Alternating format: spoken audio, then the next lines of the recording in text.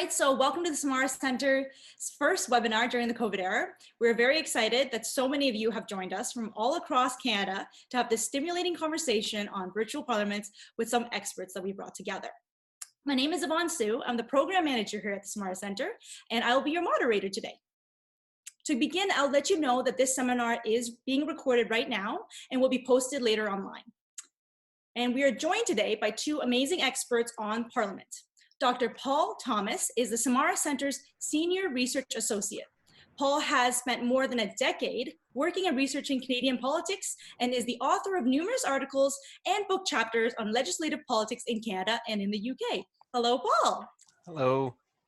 Dr. Christina Leston-Bandeira is joining us all the way from the UK. She is a professor of politics at the University of Leeds, co-director of the Centre for Democratic Engagement, and chair of the UK Study of Parliament group. So how have we structured the next 45 minutes? So it is for Paul to provide us with a brief context of the Canadian and the UK situation. Many of you who have joined us are very much in the know, but Paul will give us a brief update to provide us with the background. And then Paul and Christina will move on to a discussion that covers three main topics. The first is, what are the problems that are arising from the digital aspect of virtual parliaments? And what are the problems that are arising from the COVID crisis aspect of virtual parliaments? The second one is, how do we carry on with scrutiny in a virtual parliament? And lastly, the topic that hasn't received as much coverage, how do we continue the important work of representation? So we have a lot of ground to cover in the next little bit, but I'm confident our esteemed panel will give us a lot to think about. If you have questions for them, please put them in the chat box and we'll pull them, and I'll go and pull the questions from there during the Q&A portion of this event. But before I pass the floor over to them, our executive director, Kendall Anderson, would like to say a few words of welcome. Over to you, Kendall. Hi, everyone. This is Kendall. I just want to say thank you all so much for coming. Samara, as you may know, is a charity that focuses on research around Canada and how politics works in Canada. The pandemic has brought some really difficult challenges to everyday citizens, but it's also brought some challenges for parliamentarians as well. So Samara wanted to find ways to be useful in this conversation. We really want to make sure that the values of scrutiny, representation, and participation remain in Canadian democracy. And we know that assemblies around the world are asking themselves, how can we maintain those values? So with this webinar and our Democracy Monitor series, which we're publishing over the next couple of weeks, we're hoping to bring some immediate insights and some comparative analysis to the conversation. Very, very glad to see so many wonderful MPs, senators, clerks, librarians on the call.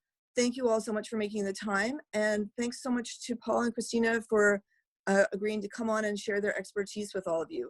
So take it away, Paul and Christina. Great. Thank you all so much for being here virtually. It's amazing to see the interest, which we weren't sure what kind of reaction we would get, as this is our first webinar, and it's wonderful to see so many of you taking part.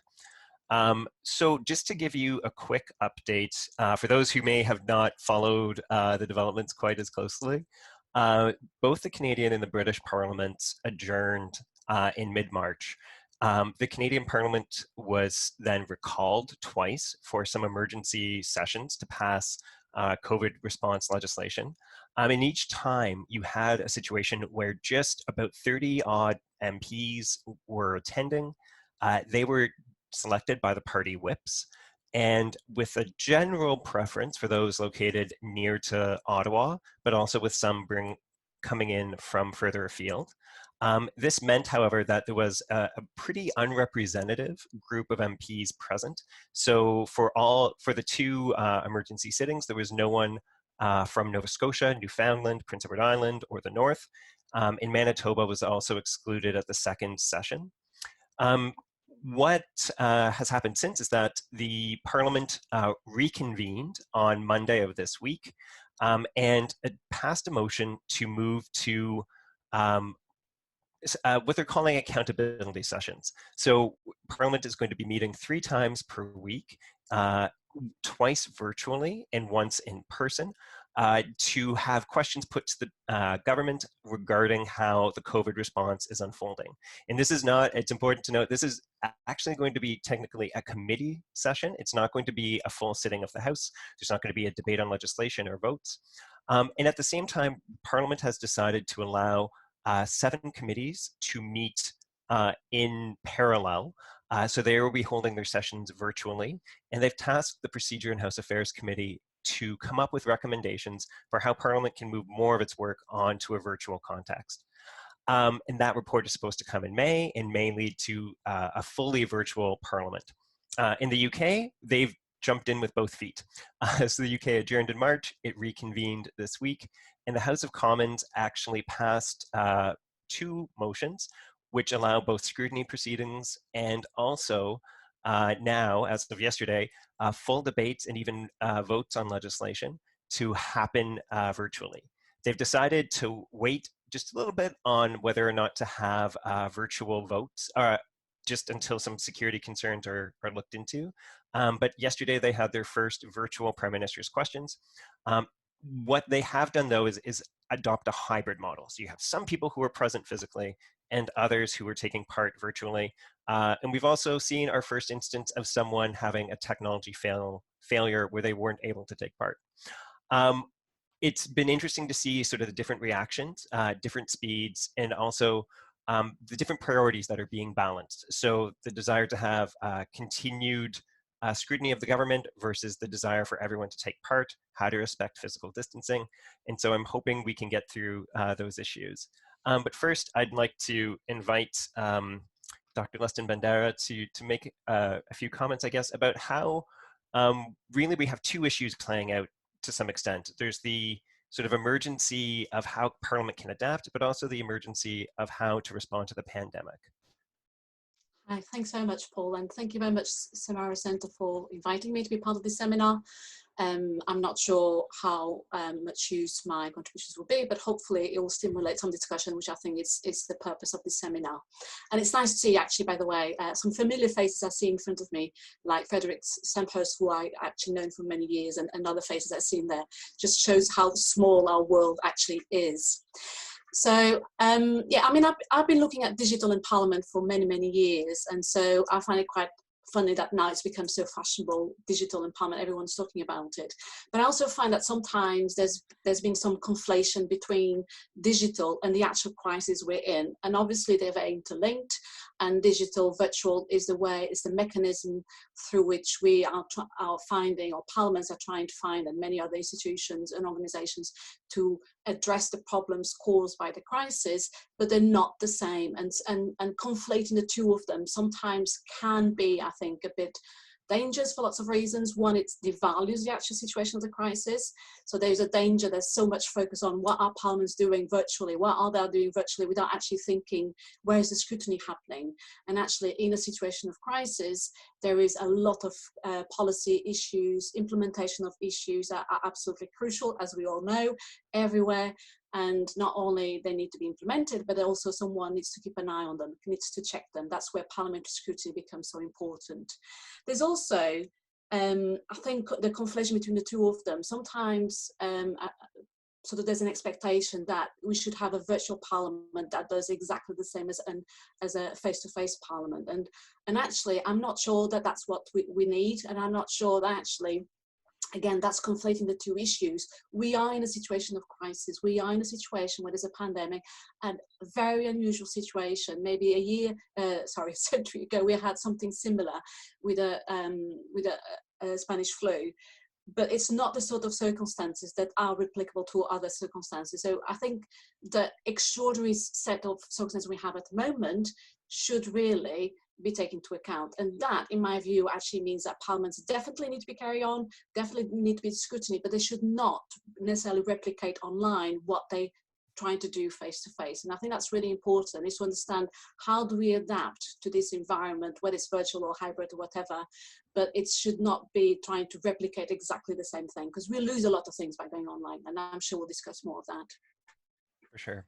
And actually that tension between the crisis response and the virtual parliament issue has been coming out for those of you who have been following the hearings of the Procedure and House Affairs Committee here in Canada. And we apologize that actually this is happening at the same time as one of those hearings.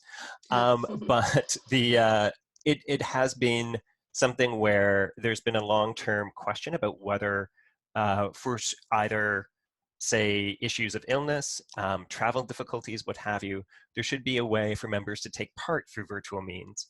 And also a discussion that emerged in the last session as to whether it might be worthwhile to add something to the standing orders, a crisis provision, so that if certain events came, we could move into this again.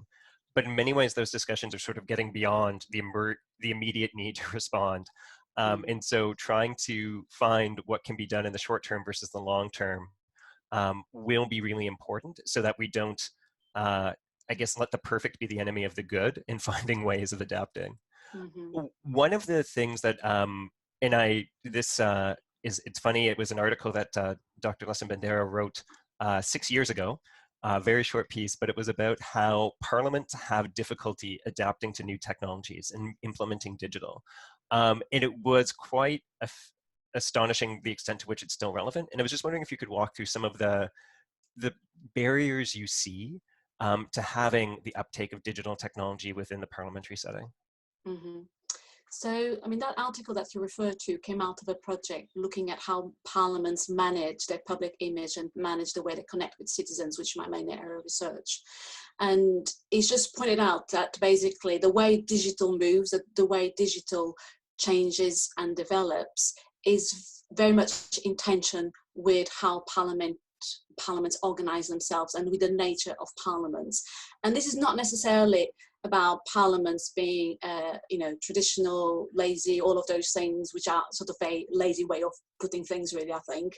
It's more about the nature of the institutions and the nature of parliamentary institutions. There's lots of things about it that make the actual process of decision-making slow, risk-averse, all of those things that actually are opposite to technology. Technology, if any of you out there work in technology, you'll know that technology changes, develops, pioneers through experiments, through trial, through flexible decision making, through making quick decisions. But I summarize that in terms of 3 key characteristics of parliamentary institutions. One is that these are collective, they have a collective nature. If you think about it, you might think that the government has a specific manifesto, it's got someone leading the government, it's usually the Prime Minister, it's got one agenda, one direction to go. A parliament is a collective institution that brings together lots of different views and at the same time doesn't really have anyone speaking for them. They might have a presiding officer or a president or a speaker, but they don't actually represent the whole of the institution because that collectiveness is an abstract collective nature.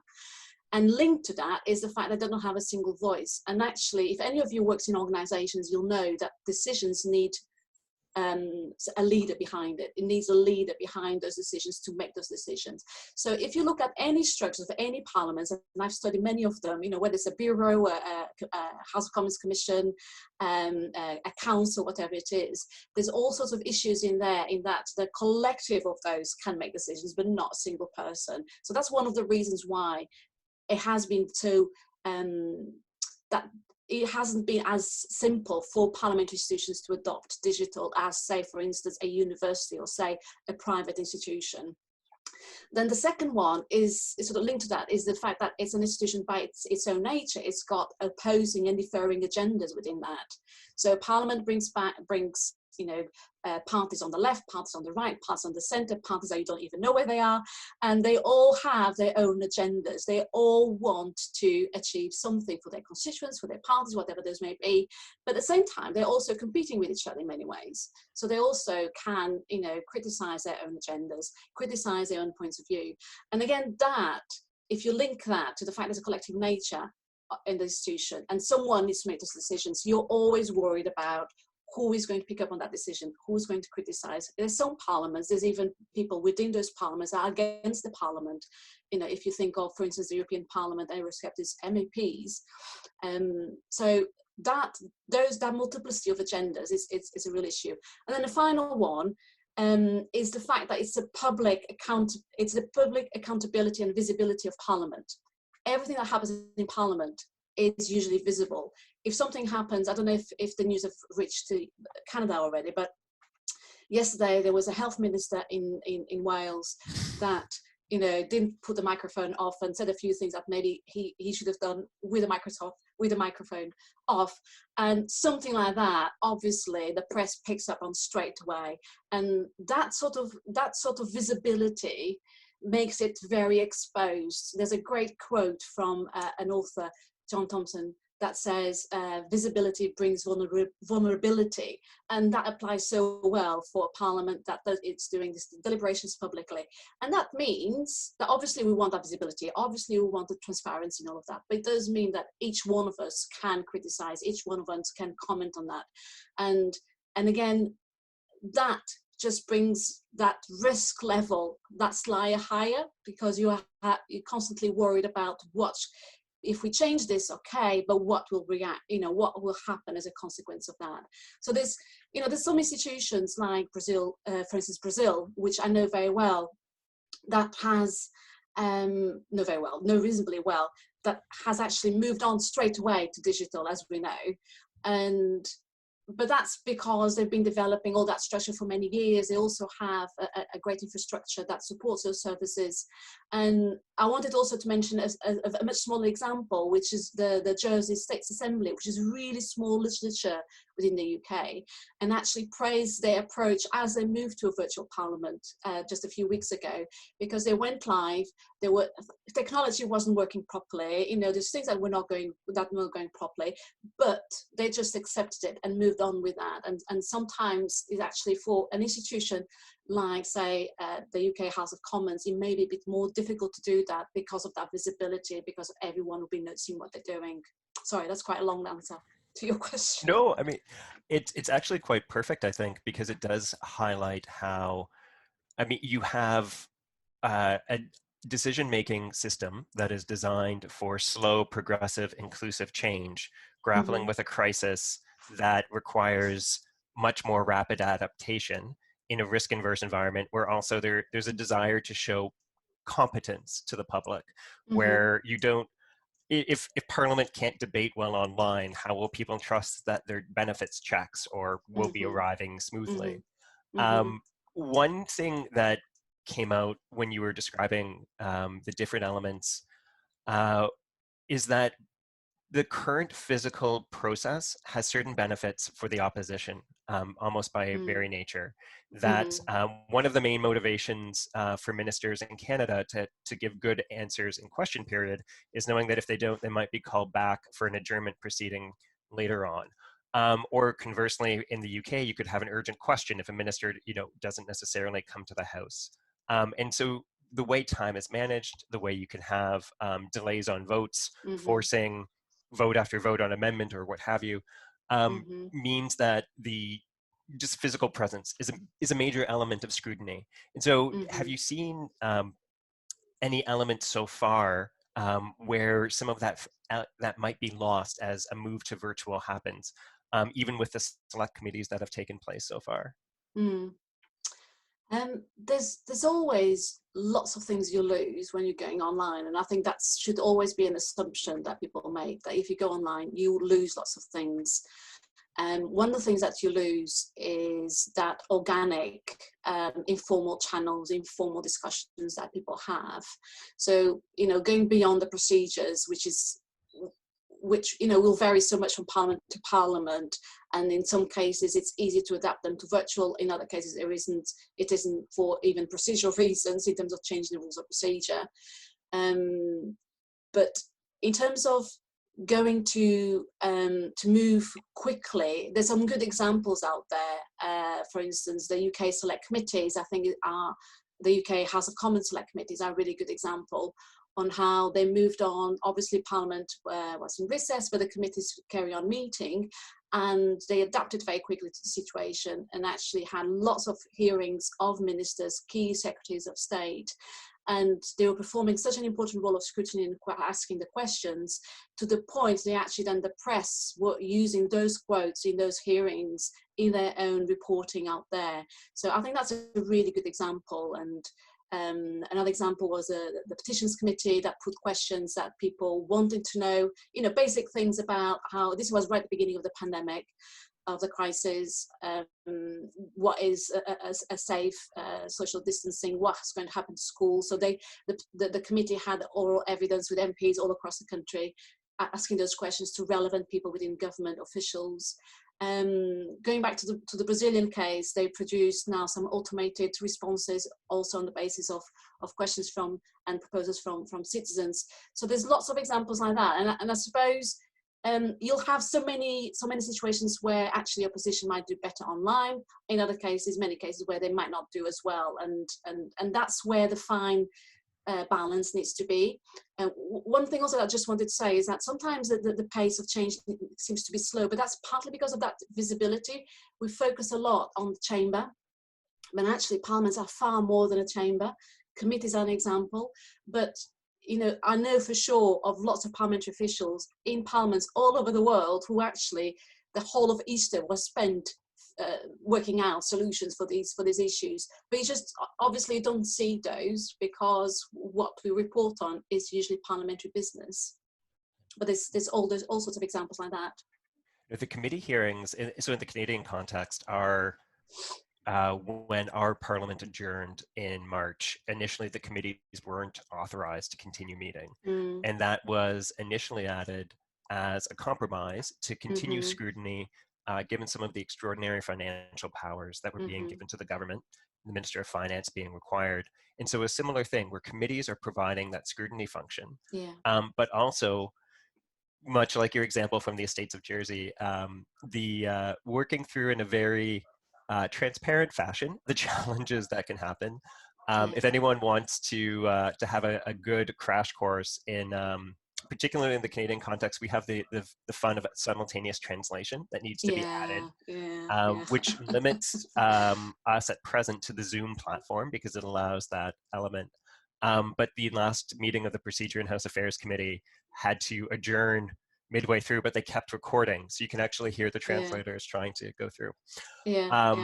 But I guess the element there that you were stressing from the select committees as well, so is it, with the virtual parliaments, I guess, is the main value added in the time of pandemic on the scrutiny side?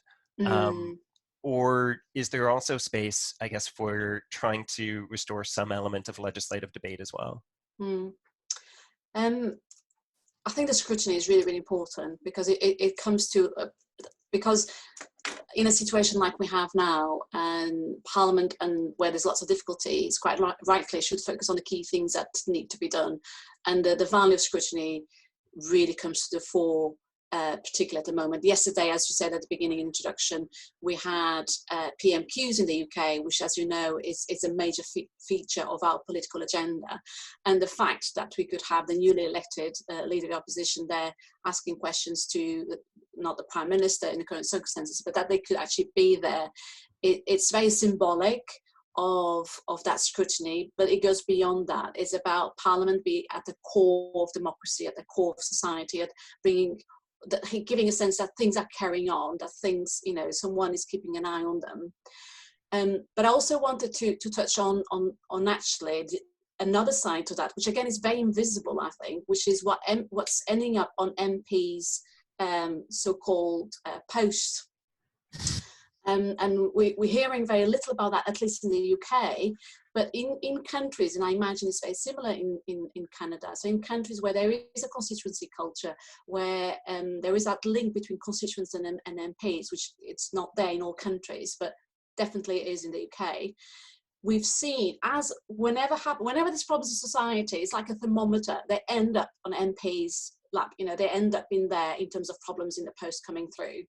And we've seen reports of MPs receiving, far higher volume of emails, letters, contacts, because of course the whole society is struggling. So, problems from businesses, problems from health issues, pensions, whatever they, trying to access benefits, which are often an issue that MPs have to facilitate. And I've seen reports of increased by twofold of emails going in. And that's something that we don't necessarily always see. And of course, the staff, they still have the same resources, There was actually a sort of interesting episode in that IPSA, which is the authority in the UK that determines resources and expenses for MPs, decided that there could be an extra budget for more resources, and that straight away came in the press as the MPs were giving themselves a rise in money, which obviously, you know, was not the case at all. If anything, it was actually trying to deal with that huge input increase in casework that's coming to MPs. And there's lots of really good examples, for instance, of MPs turning their websites in terms of a focal point of locally, what do you do in terms of coordinating volunteering, in terms of signposting people to key services locally, other MPs talking about redistributing laptops and, you know, trying to do those services locally. And it's again, it's not very visible because all the attention is on the chamber, all the attention is on that main symbolism of democracy. But actually, I think there is such a great study to do out there in terms of how this is affecting MPs and their staff and their officers, because it's absolutely massive, I think. No, and this is where, I mean, one element, just to your point, that the chamber gets the most attention, the reference that was given to our procedure committee here in Canada to study was actually how MPs can fulfill their duties more broadly in the context of the pandemic. Yeah. But most of the focus has gone to that issue of the proceedings in the chamber, or perhaps of committees. Yeah. And where we get some challenges is that the traditional mechanisms that MPs would use to inform their constituents are often reduced. So it's harder to have a town hall. It's harder to show up. Yeah. I mean, we always describe it as the barbecue circuit in the Canadian context. Once the snow melts and you can start getting out, and that won't necessarily be possible this year. And so you have the similar context of trying to MPs trying to adopt new digital platforms for engagement, for having consultations with stakeholders, and in some cases at the same time that they're having difficulty accessing their offices. So some MPs whose offices are in commercial malls where they might be locked up due to the pandemic, how to get physical access to case files. So, you know, the demands, and I think we're over the hump to some extent now, but there was also during the repatriations even a lot of very urgent requests going through. One question that has emerged so far, and this has been something in the Canadian context as well, is the question between whether to have fully virtual sessions, as many committees are doing, versus the hybrid. There's some debate in the Canadian context about, because we actually have quorum requirements for the House of Commons written into our constitution. But just from a practical point of view, you mentioned Prime Minister's questions unfolding. Does the mix of hybrid and virtual, or one or the other, offer any particular advantages that you see? I think that the hybrid model transmits better that symbolism of Parliament, you know, because everyone is in there in a room that is recognisable across the whole of the country. So I think there's a lot of value in that. On the other hand, there's lots of problems with that also, in terms of, you know, you're putting staff, making staff, parliamentary staff, exposing to situations that, you know, you really shouldn't be doing that, because you're asking the whole country to stay at home, so why should you go there? So I think it's a really difficult one to judge, but it becomes particularly difficult in larger parliaments, in larger legislatures. So in smaller legislatures, you know, the Welsh Assembly, for instance, the SNED, has been working virtually pretty effectively. In a legislature like the UK House of Commons, which is much larger, I mean, the way you can do that in an effective way might have included doing some sort of selection of groups of people who would speak on behalf of some groups, which I know has been done in, say, in some continental legislatures, and some continental legislatures which are more party oriented, where the party caucuses are more well defined. There has been approaches where there is a representative for party caucus, and that representative speaks on behalf of the party. That sort of solution, in the case of the UK, I don't know how it would be in Canada, but in the case of the UK, would be very problematic. because MPs, individually, they would want to put their issues forward. And then the issue in there is how do you select them? And then again, there's a danger of excluding minorities, for instance, excluding smaller groups, in a case of, particular regions, for instance. And also, there's also the sort of a gender side angle to this, which we haven't really spoken about before. Mm-hmm. Which is these sort of situations. I mean, I see myself as an academic working at university, working with lots of other academics, is affecting in particular younger scholars and people who have family at home, caring responsibilities, all of those things, with schools closed and all of that. That equally is affecting the same way MPs, I imagine. And so who do you select? Who are the people who will be more available, let's say, to be the forefront and representative? It would not necessarily be those people with caring responsibilities, male or female. So that process of selection becomes quite difficult. And so, it's a tricky one. I mean, but on the other hand, you have parliaments like the Brazilian one, which is pretty large, that has gone fully virtual.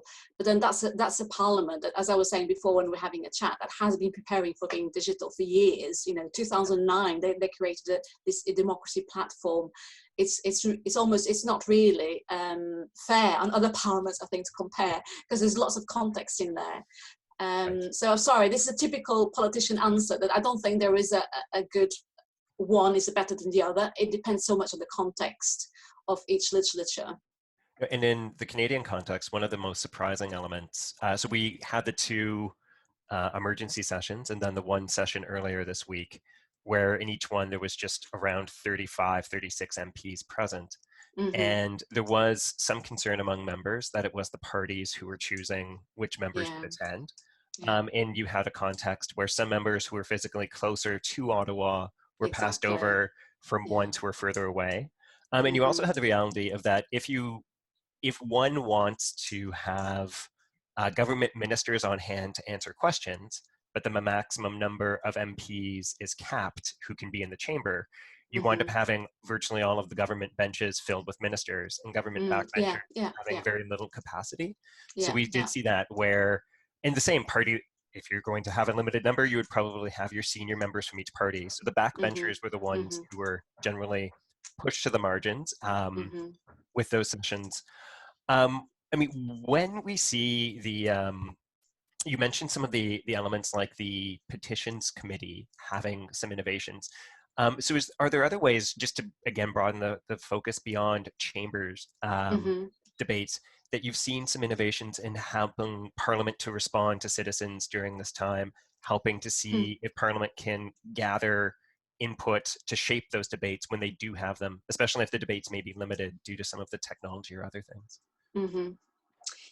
Yeah, so that's really interesting, because that's something I've been thinking a lot about, because as you know, my area of research is Parliament and public engagement, and I've been contacted by parliamentary officials who work in public engagement, because actually a lot of them are struggling, thinking, what do we do?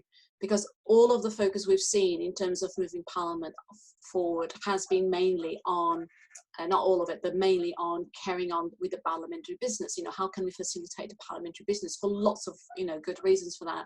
So there's the other elements, such as public engagement, that might be dropped, that might not become as much of a priority.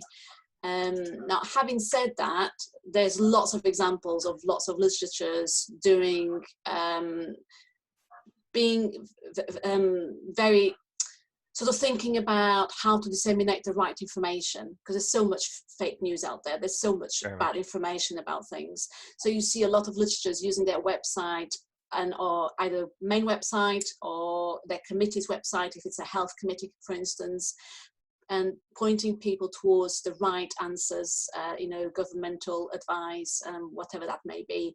And that, it might seem a very simple thing, but actually it's quite important in terms of guiding people, in terms of information where things are. And then obviously, the politicians themselves, the MPs, the parliamentarians, they are doing a lot of that job. They are doing a lot of the side of engaging with the public and bringing in those views in. And you see that is like yesterday on PMQs, the leader of the opposition used experiences from his own constituents to put questions to the Prime Minister. So those things are coming through those ways, and yet you see examples like Petitions Committee doing one of their evidence session on the basis of questions from citizens. But I think almost naturally, because of the circumstances, the focus has been mainly on parliamentary business rather than that side of Parliament. Right. Well, maybe if I'm hoping Yvonne is there, if this is perhaps a good time, as we're talking about input from others beyond the main, to open it to questions, if that would work. Yes, actually. Thank you so much. That was very interesting and just so much to digest. And if you guys scroll over to the chat box, like lots of comments, lots of questions, and yeah, just a lot to think about. So right now, first up, we actually have some MPs that have messaged us and said that they would like to kind of reflect on some of their own experiences with virtual parliament. So let's start with Niki Ashton, MP of Manitoba, MP for Manitoba riding of Churchill, and Keewatinook Aski, who has requested to share some of her personal experiences. If we could unmute her. Can you hear me? Hi. Hello. Sure. Hello, Yvonne, and hello, Dr. Thomas and Dr. Leston-Bandeira. I was really excited that Samara is hosting this event, and I've been really interested to hear what you've had to say. I'm a huge proponent of moving to a virtual parliament. I'm very much looking forward to what Canada is about to undertake, and I have used the news coming out of the UK to encourage my colleagues to promote publicly, this is where Canada needs to be going. Look, a sister parliament, or the mother of all parliaments as it's known, is doing it. Obviously, as was pointed out, the Synod in Wales has been moving on this, and and so the ability to connect with a scholar on this from the UK, I think is really critical. We really need to know what other jurisdictions, especially ones that are politically similar to us, are doing. Just a few thoughts to share, and certainly I'd be interested in your comments, but obviously here in Canada, where the crisis, obviously the wave has come here later. I think I'm glad to see that we've moved quickly in terms of the virtual parliament, but owing to the fact that Canada faces a major digital divide, we face significant challenges in actually operationalizing this. In fact, I've been asked to appear as a witness at the Procedure and House Affairs Committee, the first time I'm being asked as an MP to do that, to talk about the fact that I come from a part of the country, and I'm speaking to you from a part of the country that has some of the worst connectivity rates in Canada. We are a country that, compared to many other wealthy nations, has very poor internet access, either expensive or unreliable or not available at all. And I think this is a very important opportunity to say, yes, we need to move with a virtual parliament, but we need to make sure that we are addressing the digital divide, to make sure that, yes, all MPs can take part, but also so people can take part, and not just in terms of accessing democracy, but we're hearing from kids that can't do their schoolwork. We're hearing from people that can't access government services. And so I think it's really incumbent on Canada to look at this more broadly. And at the same time, many of our regions that face this digital divide also have some of the most urgent issues with respect to dealing with COVID-19. So here in our region, I have the honor of representing many First Nations who we know are statistically at much greater risk of COVID-19, becoming much more serious. And and right now, First Nations, our region, are doing incredible things to to keep their community safe, full lockdowns, etc. But there's major gaps in terms of the federal response, for example. And so, it's been important for me to use any tools possible to get those issues out there. But I can tell you, it's been extremely frustrating to not have access to a parliamentary setting, to be able to ask ministers directly, to be able to ask the tough questions in a more public setting. Literally right now, I've been using internet to connect, Facebook Live and social media to connect with constituents. But in terms of funneling questions, we're emailing, yes, we're calling, but it's often been through the media that we've been able to seek greater accountability, and that's just not acceptable. It is a tool, but our role as representatives is very much rooted in having access to parliamentary processes to be able to exert accountability and raise issues in a timely fashion and push for immediate action. So I would certainly express my frustration over the last number of weeks on behalf of the people that I represent, that tools have been extremely limited to give voice to the urgent issues that many marginalized communities face, specifically in our region. And so, I am a bit concerned that one of the models that we're looking at isn't actually question period, is a bit of a longer process, based on committee of the whole. I know a number of us have said, what is that actually going to look like, and will it achieve, that need for accountability, and will it be able to reflect that sense of urgency? I think that remains to be seen. I hope here in Canada we continue to take notes from the UK system with respect to the Prime Minister's question period and other avenues that they're pursuing. So I would certainly register that as a question mark, that we've yet to embark on it. What will it look like? Will it be effective? And then the second piece I would really stress, and I appreciate that it was raised by both yourself, Dr. Thomas, and Dr. Leston-Bandeira, is, the public health issue, right? I mean, we were told that Parliament had to shut down because we were super carriers. We could be super carriers. And in a country like ours, where we have, I have to take 2 or 3 flights to get home. Many of us live in communities that are, as I mentioned, vulnerable, and regions that are vulnerable. For example, my region's actually now under a travel restriction, where non-essential travel is significantly discouraged. So again, this idea that somehow the in-person parliament is critical, again, is, yes, we see the value of it, but especially here in Canada, let's beef up the virtual capacity, so that all of us can have voice, and so that we can keep ourselves safe, our staff safe, our communities safe, and be able to do that work. And finally, I would say, as the mother of twin toddlers, I really appreciate the shout out about parents that also have to shoulder care at a time of self-isolation. We cannot rely obviously on informal supports, never mind formal supports at this time. And so it is really critical to maintain a gender lens, or a lens in terms of race and ability when we're talking about who's able to take part. And like I said, for me, where I live, there's no question that virtual parliament is the only way forward right now.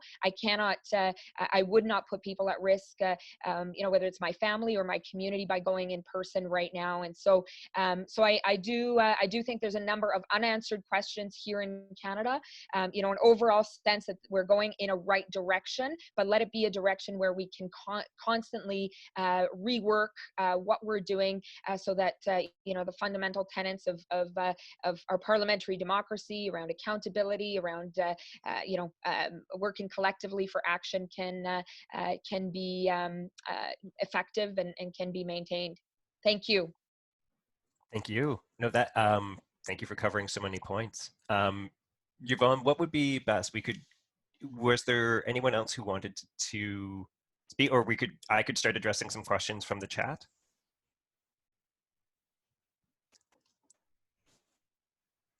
Wait, can we unmute? Yeah, there we go. I muted myself. No, we have lots of questions. So maybe if you just want to comment on that very briefly, and then after I'll introduce the next question. Okay, sure. So I think the point that you raised, Ms. Ashton, about the travel in particular is, and the potential that people may have to even self-isolate upon returning to their communities is just enormous when we have such differential rates where some provinces are quite literally calling in the military for help and other provinces are looking at opening back up, that it may not make sense to bring people together from across all of the jurisdictions. And also, I mean, as you were describing, this is not a new issue about broadband connectivity, but one that lingers. And also, given that so many of the so many pieces of information and communication that have come out about how to respond to COVID are online, that has certainly aggravates people's capacity to take part, or even in events like this. But Yvonne, did you, or Dr. Leston-Bandeira, did you want to add anything as well?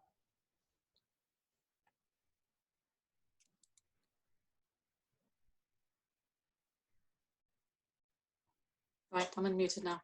No, I mean, just to say that I found that really interesting, and just to pick up on the point of digital divide, which we didn't mention at all when we talked about before, and obviously it's absolutely crucial.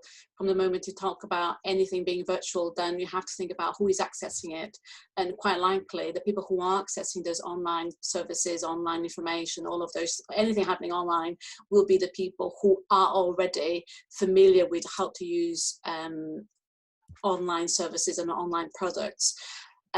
Also will be those who can do that, who have the infrastructure to be able to do that.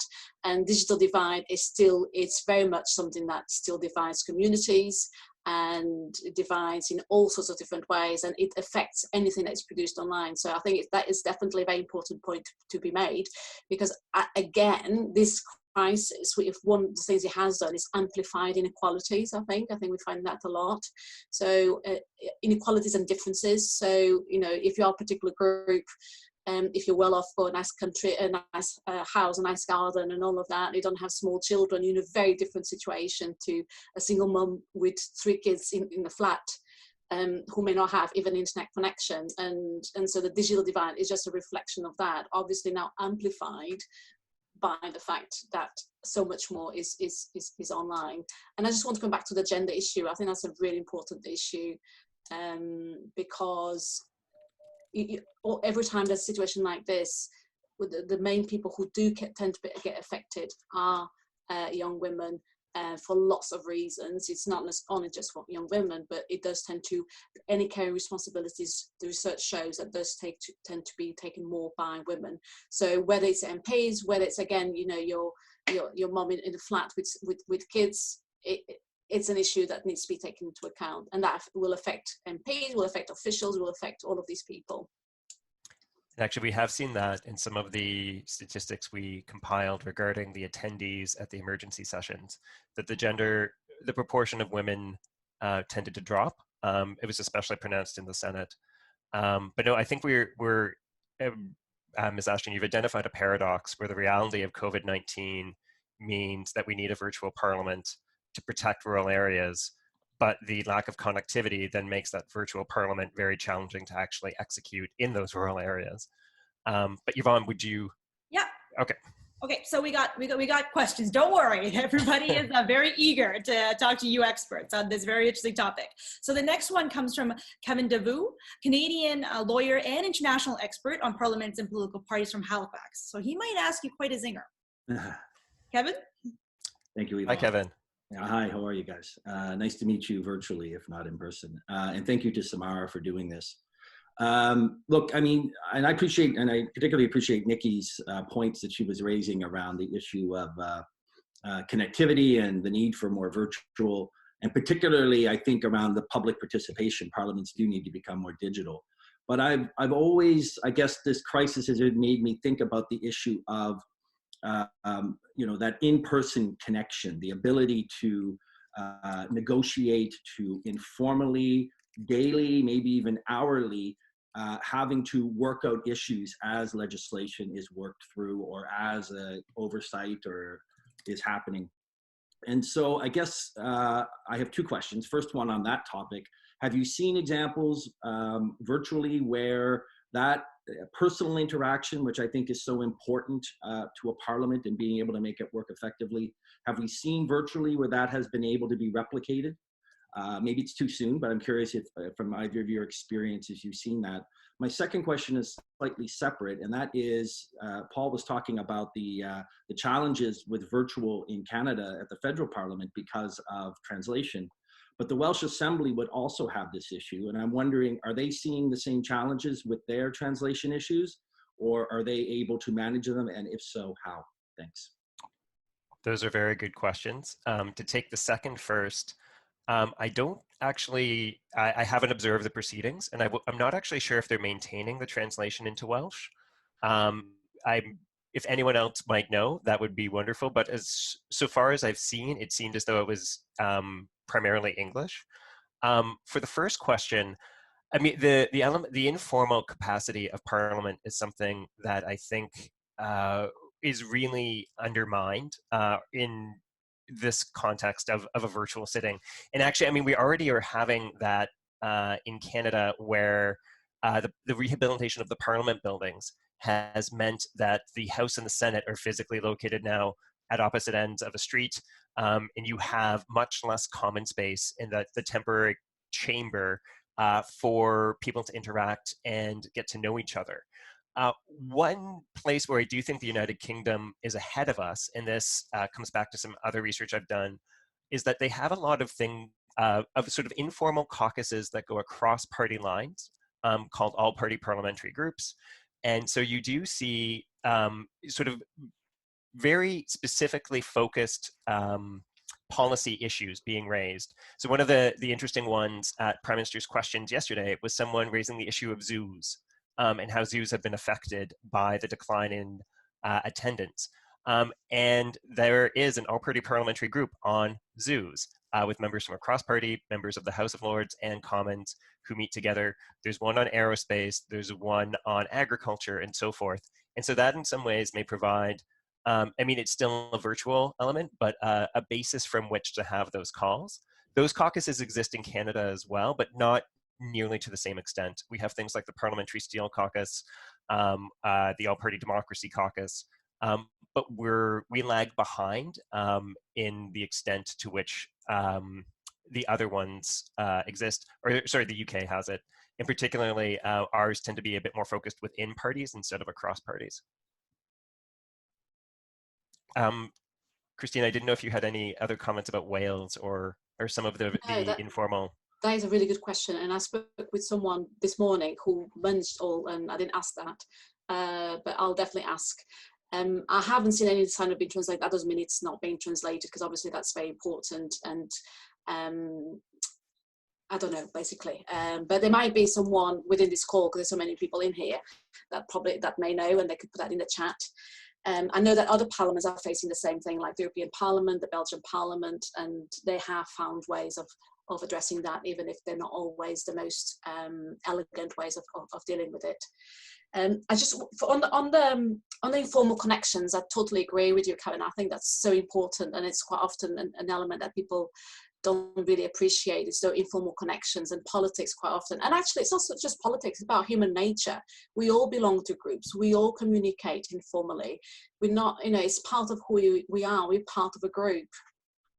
And this comes to something that I wanted to mention and I didn't, which is how important it is to nurture a sense of community. When things move up digital, we all stay in our own pockets and do our own things. So, and unless you actually bring people together actively, proactively, and trying to forge those connections, then that doesn't necessarily happen as organically as it would do, because that's not how we were being brought up. We might go down to the pub and meet some friends just naturally because we would do that. And things like people meeting online to have a chat, a social chat, and do something else which is not just about work and just being social. It's really important. And it's about that informality, and that sense of community definitely needs to be fostered, needs to be encouraged. And I think I was in a different seminar a couple of weeks ago, and we talked a lot about that, how parliaments actually could be more proactive in doing that, in making sure that there is a sense of community between the different groups within the institution, because you can feel very isolated. You can feel like you lose those contacts. And of course, you lose that those informal, the value of those informal conversations that Kevin was referring to.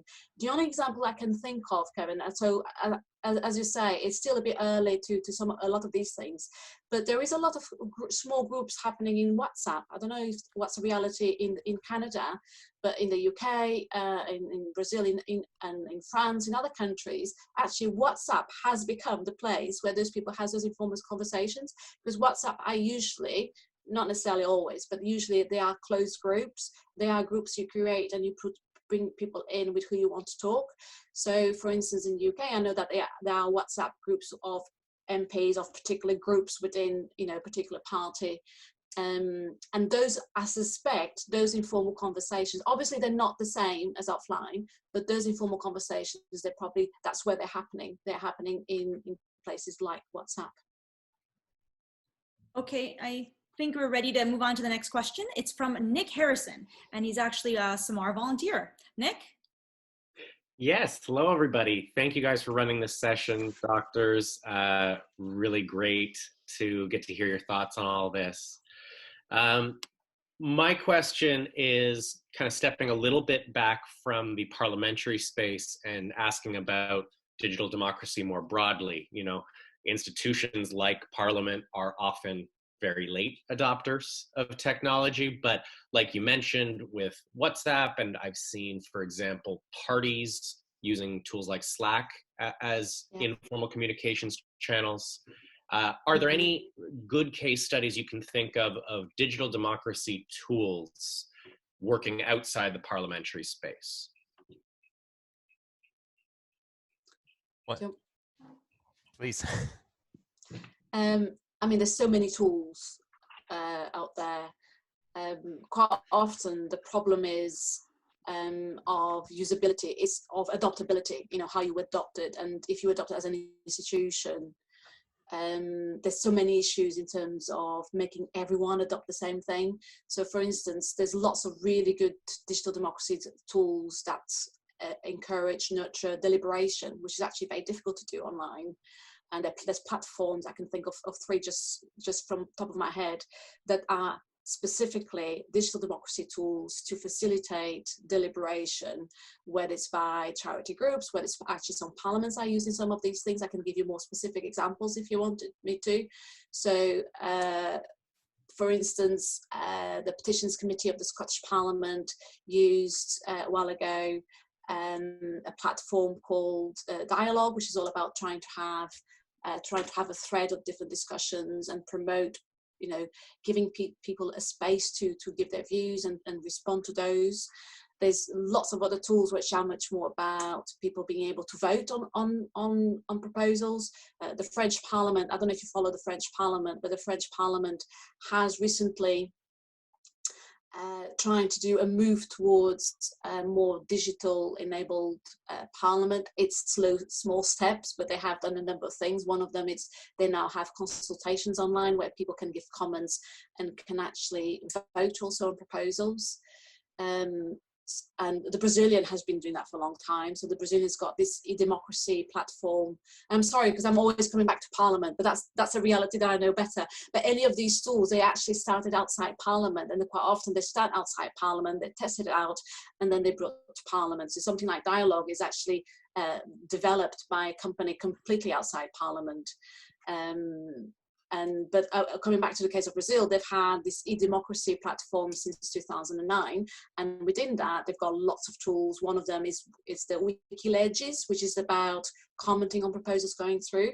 So the citizens can actually give comments on specific schedules and clauses, for instance. They can propose their own laws, it's all sorts of things. They also have interactive committee hearings, which is an interesting thing to watch. So, there's lots of examples out there, and many of these, actually, the ones obviously that quite often are more interesting and not so well known, but they're maybe, they're developed by a small charity somewhere, and there's so many groups. Digitech is such a big thing. There's lots in there happening. It's just the adoption by formal institutions quite often is a bit slow. Mm-hmm. Awesome. Cool. Oh, okay, thank you so much. Thanks, Nick. That was a great question, great answers. Our last question is coming from Simon Guthrie. Simon, if you've been unmuted, if you can come on. And then after that, we'll probably just have Paul and Christina just give some closing remarks, if that's okay. Yeah, thanks for organizing this. I've really enjoyed the commentary from a lot of really expert people. My question was, I often sense that rules and legislation adopted during crises become the status quo very quickly, even though they were they were brought in on the spur of the moment often. How can we feel confident that we will move towards a better solution, even though better is sometimes the enemy of good enough, as we've heard already? How do we get past the the crisis implementation of digital technologies for parliaments? Thank you. Well, one element that is happening in the Canadian context, and I believe, Christina, you may be able to correct me, but I believe is the same in the UK, is that the provisions for virtual sittings that have been adopted are being done by something called a sessional order. So it is where the order will last, the rule will last, enabling these virtual sittings for the duration of the current parliament, or perhaps even a shorter time period, and then we'll basically self-destruct and we'll go back to the old status quo. So if you want to make a permanent change, it would need the standing orders of the House of Commons, which are sort of the rules that govern how things go, how bills are debated, the privileges of members, are designed to be difficult to change by a small number of members. If we wanted to make a formal, lasting change, you would need to likely reconvene the whole House. And so the sessional order approach is one that allows more flexibility for the short term, while ensuring that you're not, changing everything going forward. We've seen this a lot actually in the Canadian Senate. So many of the because the Senate has been in a process of change, having many more independent members, they've been moving to sessional orders to try to find ways of incorporating these independents into the proceedings, but also recognizing that we're going to try something and it may not continue.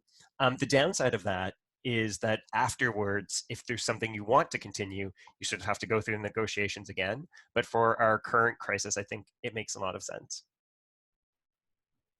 Yeah, in the UK, there's actually been like a fine balance between those who want to move really quickly and want to go all virtual and everything, and those who actually want to keep a lot of the procedures, or to make sure that what's happening now is just temporary and at some point will come back to normal.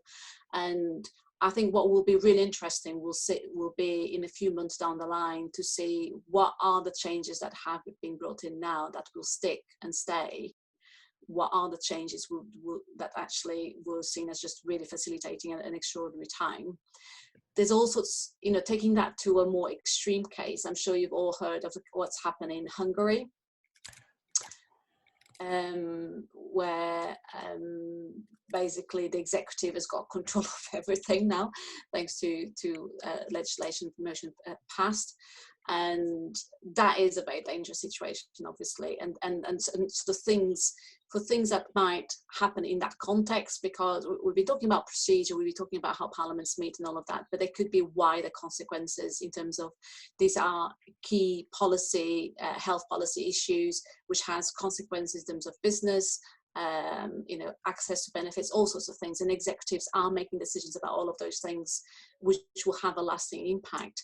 So that's another side to it. It's what will come out on the other side, what will stay, which might not be the best solutions, as you're saying, but more the consequence that you can control during this time.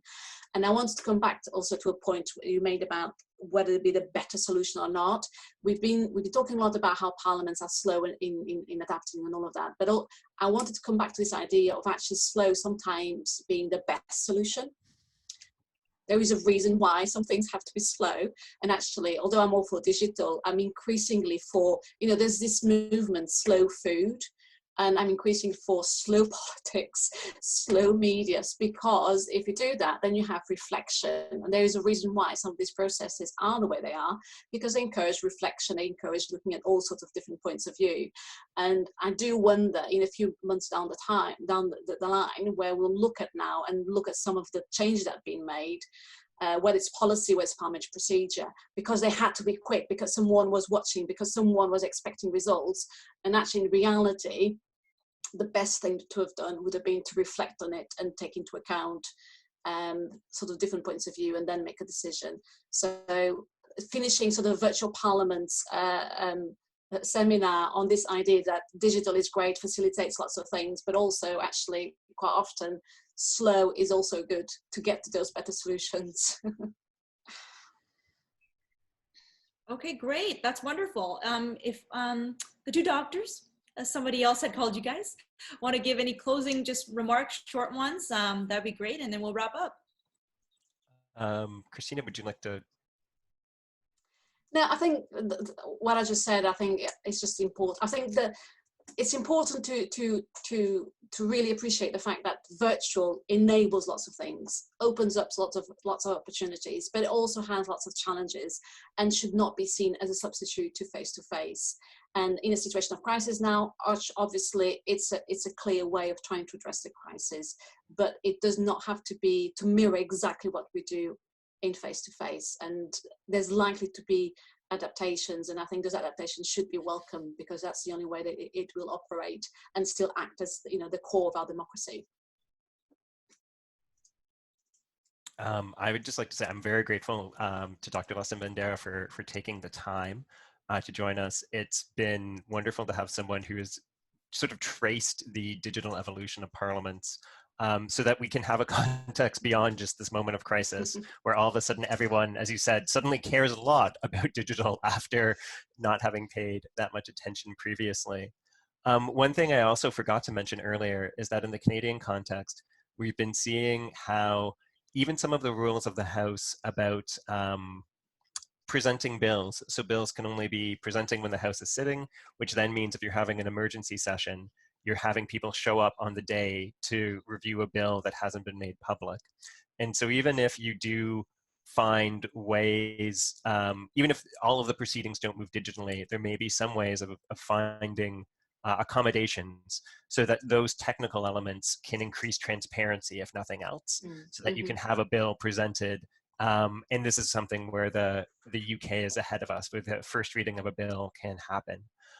But I'm really excited to see how many people were willing to take some part of their day to see this, and how many people are committed to having democracy to function during our current restrictions that we're having.